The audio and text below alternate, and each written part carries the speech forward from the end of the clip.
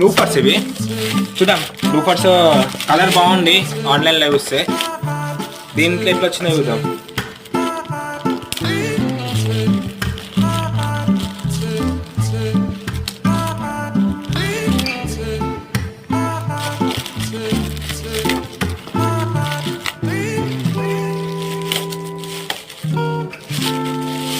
దాంట్లో డబ్బా వచ్చేసింది బయటకి.